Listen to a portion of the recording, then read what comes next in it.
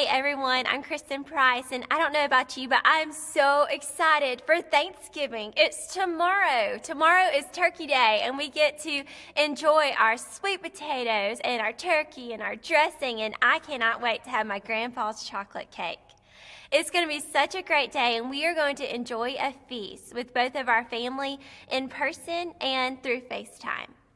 Now, Joseph, he was a man. We've been learning about him and his story, and we know that Joseph, he probably did not get to experience many holidays with his family because he was set apart from his family in the land of Egypt.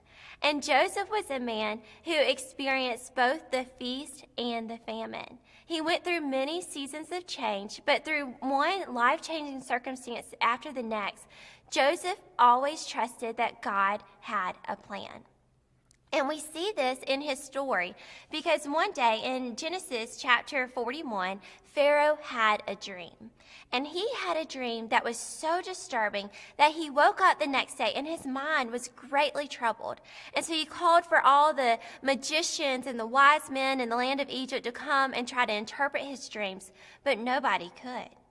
And there was this one person who was in his palace, and he said, "Hey, I know a guy. His name's Joseph. Do you want me to go get him? Because he interpreted a dream for us years ago, and I think he could help you." And Pharaoh was like, "Yes, go, get him." And so Joseph was actually, at the time, in the dungeon of the palace. He was in prison. But Joseph was called up out of prison. He brushed his hair, changed his clothes, and he came to Pharaoh. And Pharaoh said to Joseph, "I had a dream, and no one can interpret it. But I've heard it said of you that when you hear a dream, you can interpret it."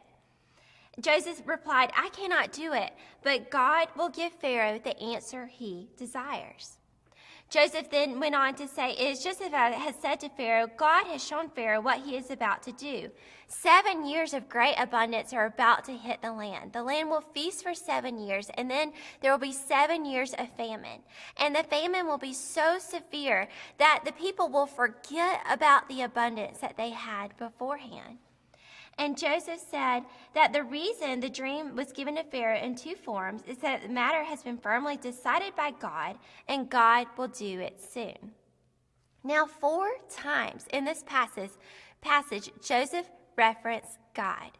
He said, God will do unto Pharaoh what he is about to do. And I think this is important because we see that Joseph trusted God.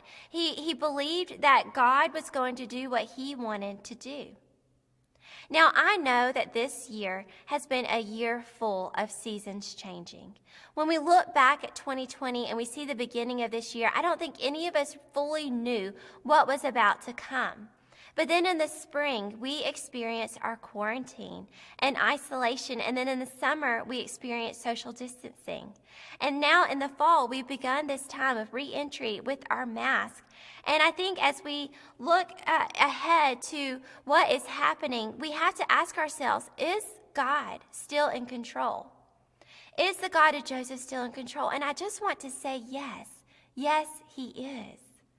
And I know it's tough because seasons change, but God does not. And we see in Romans verse 8:28 that in all things, God works for the good of those who love him. So let us know as we are going through both a feast and a famine that God works together all things. And I think it's important for us to trust God and to trust in God's plan. And we know when we are focusing on God and when we are not, because when we are not, we're living in famine mode. And that's when we experience anxiety, depression, isolation, fear. But when we fix our eyes on Jesus, we can feast. And we feast on his abundant peace that he gives to us so we can get through the hard times. Because our definition of good is not always the same as God's definition of good. Often when we think of good and we think of the feasting, we think of things that are with our health and our safety, security. But God's definition of good is all about suffering, death, loss.